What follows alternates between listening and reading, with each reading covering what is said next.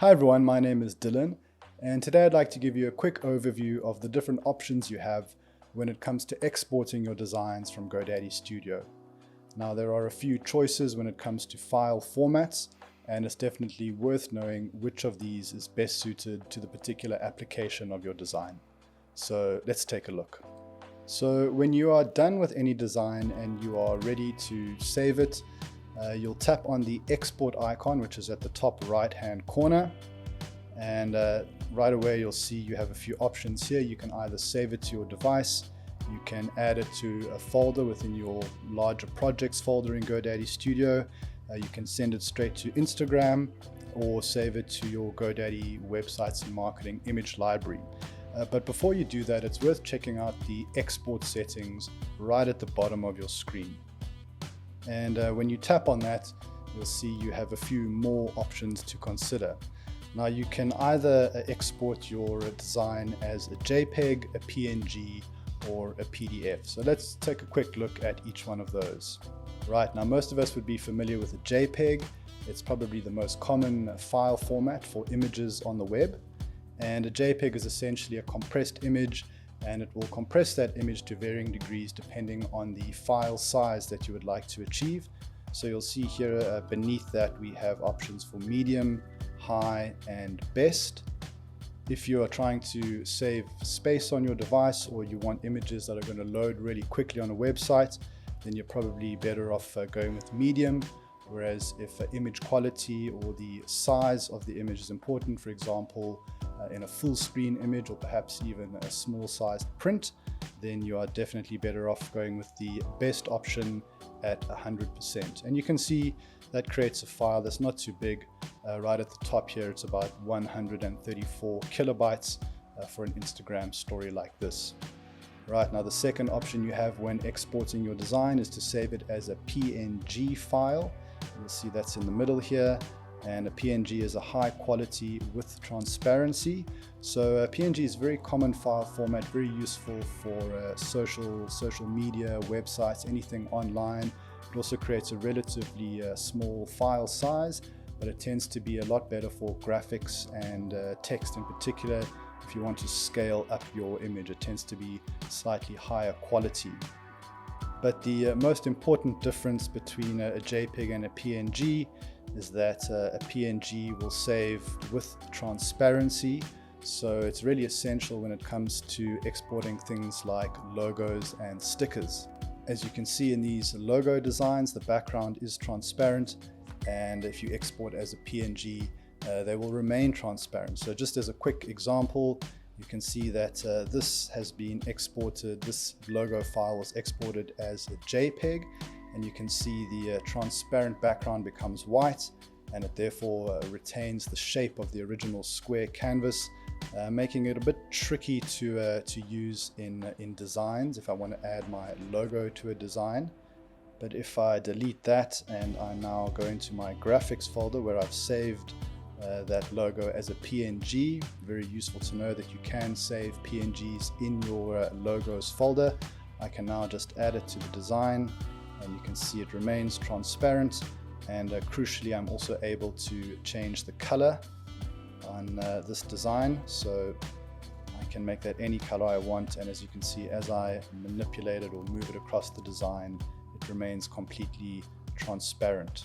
So when you are designing your logo, you definitely want to export that as a PNG. Another useful application of having a transparent background is if you are exporting a single graphic, like in this case, you might have a need to just take a single graphic, export it to your device, and potentially use it for another application. You can do that very easily with a transparent background, provided you save it as a PNG, of course. And you might even have created your own icon or a sticker design from different graphics, texts, and shapes. And if you want to export this as a circular shape, transparent background, which makes it useful as either a digital sticker or perhaps even a physical sticker. If you take it to the printers, then that's the way to go. In a similar vein, if you've used our remove background tool to perhaps cut out an image or a section of an image, and you have plans on maybe saving that and using it later to incorporate into a different design, then again save it as a PNG, and it will be preserved in that cut out format. That becomes really useful for product photography. You might want to use the remove background tool to cut out all your products, save them to your device, and then at a later stage you can begin incorporating them into things like product images, catalogs for your website, and so on. So because PNGs are so versatile, they can be used with transparent or solid backgrounds. They're relatively low file size and great for use on the web. I personally tend to set that as my default. See here, regardless of the format you choose, you can set any of these as the default right in the bottom left hand corner of the screen. So I use PNGs as my default, which means you won't have to select it every time. That will be the standard way of exporting in the future. Right, now let's move on to PDF, the third option that we have in our export settings. And as you can read there, PDF is high quality and crucially suitable for print. So if you have ambitions of printing your design out on paper, then you definitely want to go the PDF route.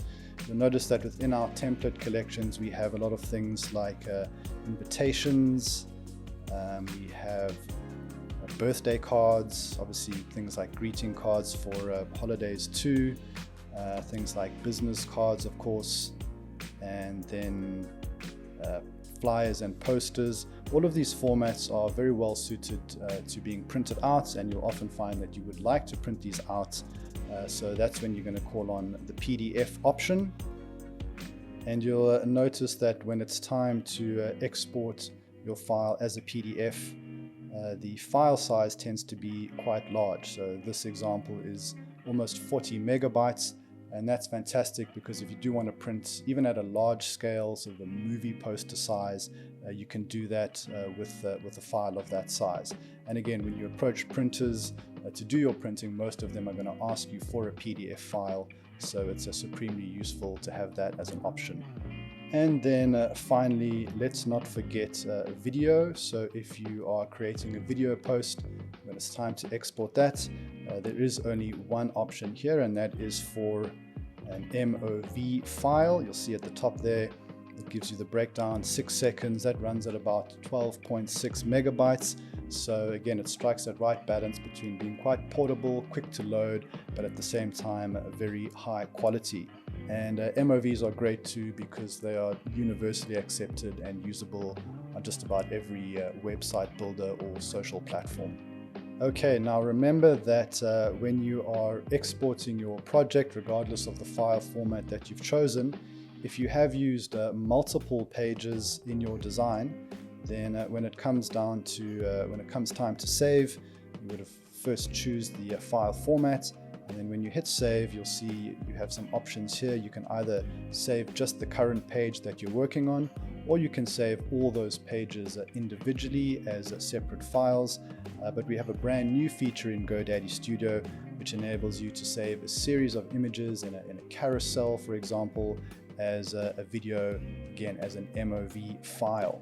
So this new feature makes it possible to create very simple dynamic video posts, even from static images, which obviously do great work in terms of grabbing people's attention, a lot more than just a simple static post on its own. But it also lays the foundation for using GoDaddy Studio as a video maker, using multiple pages with video content to build up entire scenes. That's something we're definitely going to tackle very soon in an upcoming tutorial, so stay tuned. Options are the name of the game when it comes to GoDaddy Studio, so why don't you try it out for yourself right now by downloading the free app. All the links you need are in the description below. Thanks as always for watching, and please remember to subscribe if you want to keep learning about GoDaddy Studio. I'll see you next time.